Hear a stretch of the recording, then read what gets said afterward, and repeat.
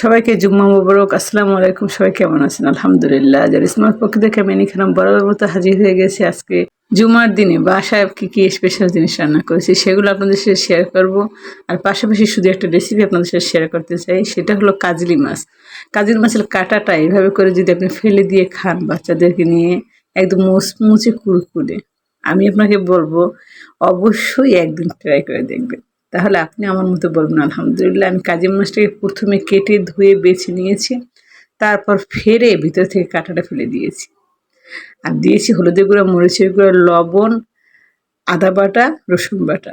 এখানে আমি হাফ চামচ করে আদা বাটা রসুন বাটা ইউজ করেছি। তারপর সুন্দরভাবে মেখে এক সাইডে রেখে দিয়েছিলাম 5 থেকে 6 মিনিটের মতো।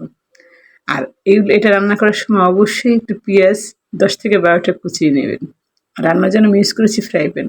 ফ্রাই প্যানে আমি দিয়ে দিচ্ছি পর্যাপ্ত তেল, তার ভিতরে দিয়ে দিয়েছি 4টে শুকনো মরিচ।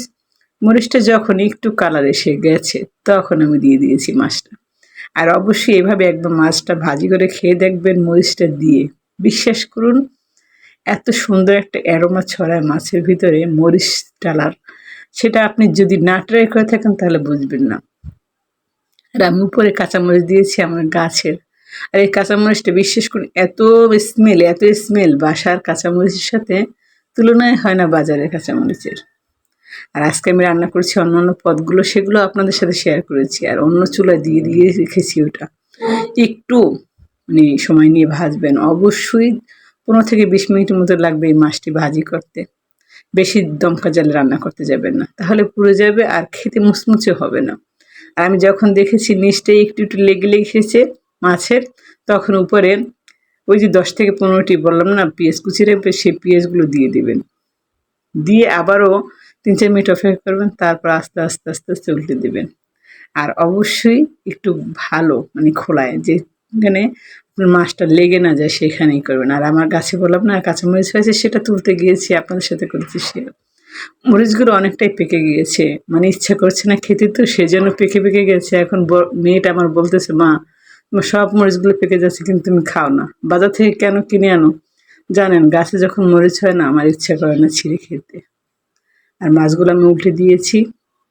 অন্য একটা চুলায় ইলিশ মাছ রান্না করেছি। আজকে কাঁচা ইলিশ রান্না করেছি, বাজার থেকে এনেছি একদম তাজা ইলিশ, আর সেটাকে আমি রান্না করে ফেলেছি। কারণ ইলিশ খেতে আমার খুব ভালো লাগে এভাবে। আর আপনাদের একদম অনুরোধ করে বলবো, একবার হলো ট্রাই করবেন এভাবে কাজলি মাছটা ভেজে খেতে। বিশেষ করে কাটা না থাকলে বাচ্চাদের কাছেও ভালো লাগে। আর এরকম মাছ ভাজি যদি আপনার প্লেটে থাকে, আপনি খেয়ে ফেলবেন 2-3 প্লেট ভাত। সাথে আমি কিন্তু নাগামরিচও খেয়েছিলাম। আর অবশ্যই আমার ভিডিওটি দেওয়া আছে একদম সবার শেষে। আর আমি সবাইকে অনুরোধ করবো, সবসময় কারো ভিডিও যদি দেখেন A to Z দেখবেন। এতে হবে কি, আপনার উপকার হবে। আপনি কোনো একটা কিছু স্কিপ করেননি, তাহলে আপনি রান্না করতে গেলেও আপনার কোনো কিছু স্কিপ হবে না।